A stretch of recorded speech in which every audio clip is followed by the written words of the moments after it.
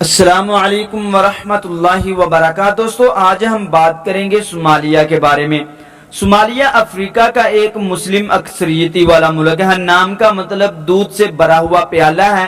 Somalia کے شمال مغرب میں جبوتی، جنوب مغرب میں کینیا، شمال میں یمن، مشرق میں بحیرہ ہند اور مغرب میں ایتھوپیا واقع ہے۔ پایا تخت موگادیشو ہے۔ اقوام متحدہ نے 5 ستمبر 2011 بروز پیر کے روز یہ انکشاف کیا ہے کہ 60 برس کے دوران صومالیہ سخت قحط کا سامنا کر رہا ہے اور 40 لاکھ افراد فاقے کے شکار ہیں۔ 7 ماہ قبل فاقہ زدوں کی تعداد 24 لاکھ ہو چکی تھی۔ ہزاروں کی تعداد میں لوگ جاں بحق ہو چکے ہیں۔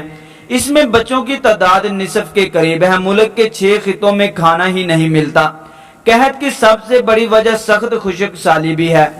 تقریباً 90 لاکھ کی مجموعی آبادی میں سے 10 لاکھ افراد بے گھر ہیں اور اتنے ہی لوگ قحط اور بیماریوں کے باعث لقمہ اجل بن چکے ہیں، اور وہاں گزشتہ 17 سال سے کوئی باقاعدہ حکومت بھی نہیں ہے۔ داخلی شورش کا شکار یہ افریقی ملک 1960 میں برطانیہ اور اٹلی سے آزادی کے بعد سے ہی سیاسی اور انسانی بحران کی لپیٹ میں ہے۔ دسمبر 2008 کے دوران وہاں سیاسی بحران اس وقت اور بھی کشیدہ ہو گیا جب نو منتخب وزیر اعظم محمد محمود نے عہدہ سنبھالنے کے 1 ہفتے بعد ہی استعفیٰ دے دیا، جبکہ صدر عبداللہ یوسف بھی مستعفی ہو گئے۔ دوستو صومالیہ میں انسانی بحران کا اندازہ اس حقیقت سے بھی لگایا جا سکتا ہے کہ اس پسماندہ افریقی ملک میں متوقع اوسط عمر 50 سال بھی نہیں ہے۔ سیاسی عدم و استحکام کا حال یہ ہے کہ 1991 کے بعد ملک میں باقاعدہ مرکزی حکومت کا قیام ممکن ہی نہیں ہو سکا۔ عالمی برادری کے ساتھ ساتھ صومالیہ میں سیاسی استحکام کے لیے کینیا بھی کوششیں کرتا رہا ہے۔ اس کے ایک بزرگ سیاستدان صومالیہ میں قیام امن کے لیے اہم سرگرمیوں سے کام کرتے رہے ہیں، لیکن یہ کام بہت ہی مشکل رہا ہے۔ دسمبر 2008 تک صدر عبداللہ یوسف 1 سال کے عرصے میں 2 وزیر اعظم کو برخاست کر چکے ہیں۔ تیسرے وزیر اعظم نے عہدہ سنبھالنے کے 1 ہفتے بعد ہی استعفیٰ دے دیا، جس کے بعد صدر خود بھی مستعفی ہو گئے۔ صدر عبداللہ یوسف نے وزیر اعظم نور حسن حسین کو عہدے سے ہٹانے کے بعد محمد محمود کو دسمبر میں وزیر اعظم نامزد کیا، تاہم ملکی پارلیمان نے صدر کے اس اقدام کو غیر قانونی قرار دیتے ہوئے پہلے وزیر اعظم نور حسن کو ہی بھاری اکثریت سے اعتماد کا ووٹ دیا۔ نور حسن سے پہلے 2007 میں صدر عبداللہ یوسف نے سابقہ وزیر اعظم علی محمد کو بھی برخاست کیا تھا۔ صومالیہ میں داخلی شورش، سیاسی عدم و استحکام، بھوک اور افلاس 2007 میں یہ سب مسائل گمبھیر صورتحال اختیار کر چکے تھے۔ اسی سال اقوام متحدہ نے بتایا کہ فروری سے اپریل 2007 تک 3 لاکھ سے زائد صومالی موگادیشو میں جاری لڑائی کے باعث نقل مکانی کر چکے ہیں۔ اسی دوران سینکڑوں افراد مارے بھی گئے۔ عالمی ادارہ برائے خوراک نے خبردار کیا کہ قزاقوں کی بڑھتی ہوئی کارروائیوں کے باعث اشیاء خورد و نوش کی فراہمی متاثر ہو رہی ہے۔ ہیومن رائٹس واچ نے ایتھوپیا، صومالیہ اور لڑائی کے دیگر فریقین پر جنگی جرائم میں ملوث ہونے کا الزام لگایا ہے۔ اقوام متحدہ کے خصوصی مندوب نے صومالیہ میں جاری انسانی بحران کو افریقہ کا بدترین بحران قرار دیا ہے۔ اس سے ظاہر ہوتا ہے کہ ہر آنے والا سال صومالی عوام کے لیے دکھوں کی نوید ہی لے کر آتا رہا ہے۔ آخر اس کے شہریوں پر عرصہ حیات کیوں تنگ ہوتا جا رہا ہے اور سیاسی استحکام کی کوئی راہ کیوں نہیں پیدا ہو رہی؟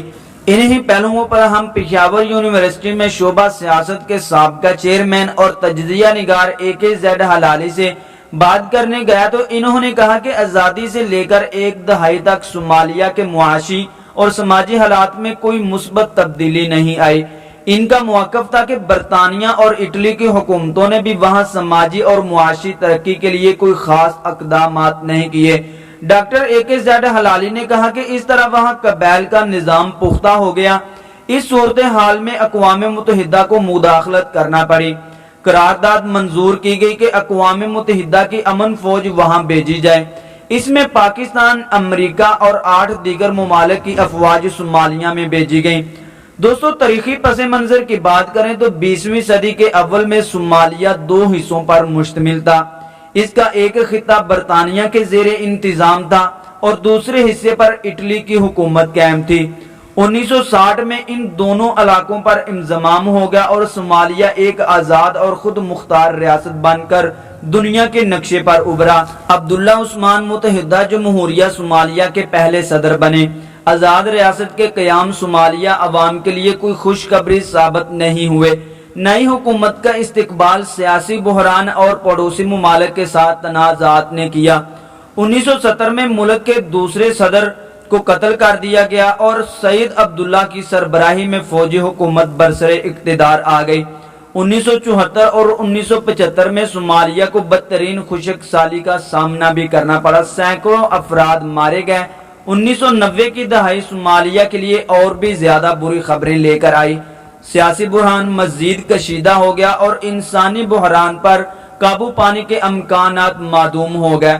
1991 میں فوجی حکمران کی حکومت ختم ہوگی اور اس کے ساتھ ہی مقامی سرداروں کے درمیان اقتدار کی جنگ چھڑ گئی۔ اس لڑائی میں ہزاروں شہری بھی مارے گئے۔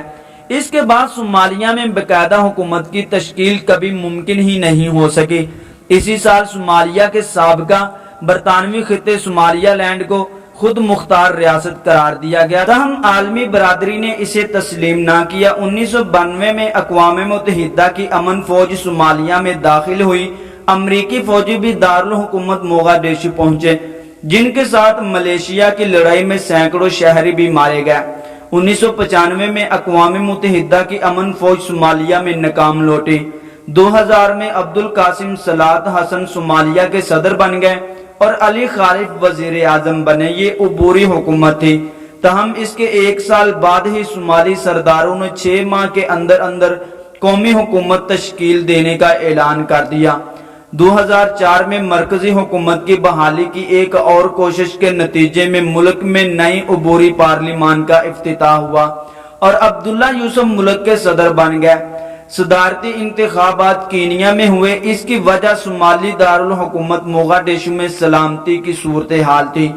2005 میں کینیا سے صومالی حکومت کی منتقلی کا عمل شروع ہوا، تاہم یہ تنازع برقرار رہا کہ ملکی پارلیمان کس جگہ بنایا جائے۔ 2006 میں ملیشیا کے درمیان بدترین فسادات کا سلسلہ شروع ہوا۔ اس دوران سینکڑوں شہری مارے گئے۔ اسی سال یونین آف اسلامی کورٹ کی حامی ملیشیا نے موغادیشو اور جنوب کے دیگر علاقوں کا کنٹرول سنبھال لیا۔ افریقی یونین اور عرب لیگ نے ایتھوپیا پر زور دیا کہ وہ صومالیہ سے اپنے فوجی نکال لے، تاہم سال کے آخر میں صومالی حکومت اور ایتھوپیا کی مشترکہ فوج نے موغادیشو کا کنٹرول واپس حاصل کر لیا۔ اب ایتھوپیا کی فوج صومالیہ چھوڑ رہی ہے، جبکہ افریقی یونین کے امن مشن کے تحت یوگنڈا اور برونڈی کی فوج ملک میں داخل ہو رہی ہیں۔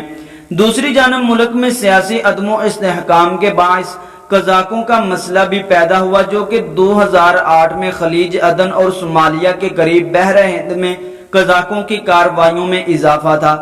وہ تائیوان کی مدد میں خطیر رقم حاصل کر چکے تھے۔ ابھی تک تقریباً 1 درجن سے زیادہ بحری جہاز ان قزاقوں کے قبضے میں ہیں، جبکہ انہوں نے جہاز کے عملے کو بھی یرغمال بنا رکھا ہے۔ عالمی برادری نے قزاقوں کی بڑھتی ہوئی کارروائیوں پر تشویش ظاہر کرتے ہوئے ان کے خلاف آپریشن شروع کیا، جس میں تیزی نومبر 2008 میں اس وقت آئی جب قزاقوں نے سعودی تیل بردار جہاز کو اغوا کیا۔ جہاز پر $100 ملین مالیت کا 2 ملین بیرل تیل لدا ہوا تھا۔ اب تک اغوا کیا جانے والا یہ سب سے بڑا بحری جہاز بدستور صومالی قزاقوں کے قبضے میں ہی ہے۔ جرمن پارلیمان نے صومالیہ کے ساحلی علاقوں میں سرگرم قزاقوں پر قابو پانے کے لیے ایک جنگی بحری جہاز اور 1400 فوجی خلیج عدن بھیجنے کی منظوری دسمبر 2008 میں دی۔ جرمنی کا یہ بحری مشن قزاقوں کے خلاف یورپی یونین کے آپریشن کا حصہ ہی ہے۔ جرمن بحری دستے امریکی قیادت میں جاری آپریشن ریفنڈم کے تحت قرن افریقہ میں بھی خدمات سر انجام دے رہے ہیں۔ دوستو آج کی ہماری ویڈیو یہاں تک ہی۔ ویڈیو اچھی لگی ہو تو پلیز لائک کر دیں، چینل کو سبسکرائب کر دیں اور بیل کے بٹن کو بھی دبا دیں تاکہ ہماری ہر نئی آنے والی ویڈیو کا نوٹیفیکیشن بر وقت آپ تک پہنچتا رہے۔ السلام علیکم ورحمۃ اللہ وبرکاتہ۔